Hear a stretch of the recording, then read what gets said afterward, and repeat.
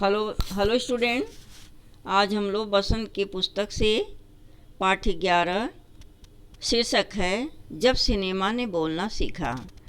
आज इस पाठ में हम लोग बेटा इसके बारे में जानेंगे कि मूक फिल्म के बाद जो मूक फिल्में बनती थी केवल चित्र दिखाया जाता था, उसके बाद कब ऐसी फिल्म बनी जब उसमें से आवाज़ आई, तो इसके बारे में हम जानकारी करेंगे।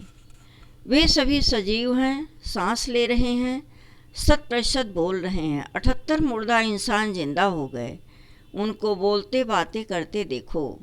देश की पहली सवाक अर्थात बोलती फिल्म आलम आरा के पोस्टरों पर विज्ञापन की पंक्तियां लिखी हुई थी।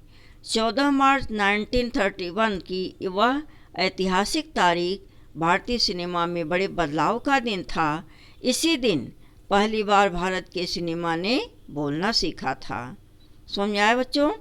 तो देखो इसकी शुरुआत कैसे हुई। पहली बोलती फिल्म आलम आरा बनाने वाले फिल्मकार थे अर्देशीर ईरानी। अर्देशीर ने 1929 में हॉलीवुड की एक बोलती फिल्म शो बोर्ड देखी और उनके मन में बोलती फिल्म बनाने की इच्छा जगी। पारसी रंगमंच के एक लोकप्रिय नाटक को आधार बनाकर उन्होंने अपनी फिल्म की पटकथा बनाई। इस नाटक के कई गाने ज्यों के त्यों फिल्म में ले लिए गए। एक इंटरव्यू में अर्देशीर ने उस वक्त कहा था, हमारे पास कोई संवाद लेखक नहीं था, गीतकार भी नहीं था, संगीतकार नहीं था, इन सब की शुरुआत होनी थी। फिल्म के संगीत में महज 3 वाद्य तबला, हारमोनियम और वायलिन का इस्तेमाल किया गया। इस फिल्म में पहले पार्श्व गायक बने डब्ल्यू एम खान। पहला गाना था दे दे खुदा के नाम प्यारे अगर देने की ताकत है। आलम आरा की नायिका जुबैदा थी, नायक थे विट्ठल। वे उस दौर के सर्वाधिक पारिश्रमिक पाने वाले स्टार थे, यानी सबसे महंगे स्टार थे। उनके चयन को लेकर भी एक किस्सा काफ़ी चर्चित है। विट्ठल को उर्दू बोलने नहीं आती थी, जिसके कारण उनका नायक पद से उन्हें हटाकर उनकी जगह महबूब को नायक बना दिया गया। विट्ठल नाराज हो गए और अपना हक पाने के लिए उन्होंने मुकदमा कर दिया। उस दौर में उनका मुकदमा मोहम्मद अली जिन्ना ने लड़ा, जो तब के मशहूर वकील हुआ करते थे। विट्ठल मुकदमा जीत गए और भारत की पहली बोलती फिल्म के नायक बने। यह फिल्म 14 मार्च 1931 को मुंबई के मेजेस्टिक सिनेमा में प्रदर्शित हुई। फिल्म 8 सप्ताह तक हाउसफुल चली और भीड़ इतनी उमड़ती थी कि अब पुलिस के लिए नियंत्रण करना मुश्किल हो जाया करता था। आगे देखते हैं बच्चों।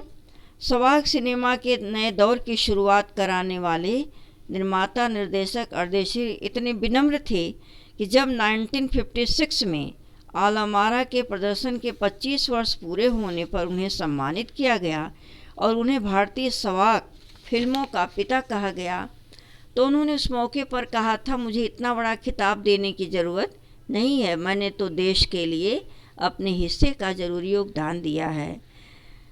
भारतीय सिनेमा के जनक दादा साहब फाल्के को सवाक सिनेमा के जनक अर्देशीर ईरानी की उपलब्धि को अपनाना ही था, क्योंकि वहाँ से सिनेमा का एक नया युग शुरू हो गया था। तो बेटा ये पता चला कि सबसे पहले बोलती फिल्म कौन सी बनी थी? आलम आरा। इससे संबंधित कुछ प्रश्न हैं, हम प्रश्नों के बारे में देखेंगे। इसके लेखक हैं प्रदीप तिवारी जी। ठीक है बच्चों, तो प्रश्न देखो, जब वो पहली बोलती फिल्म प्रदर्शित हुई तो उसके पोस्टरों पर कौन से वाक्य छापे गए? उस फिल्म में कितने चेहरे थे? ये तुम्हारे बुक में दिया हुआ है। पहला बोलता सिनेमा बनाने के लिए फिल्मकार अर्देशीर ईरानी को प्रेरणा कहाँ से मिली? उन्होंने आलम आरा फिल्म के लिए आधार कहाँ से लिया? विचार व्यक्त कीजिए। इसका उत्तर भी अभी तुम्हें पता चला।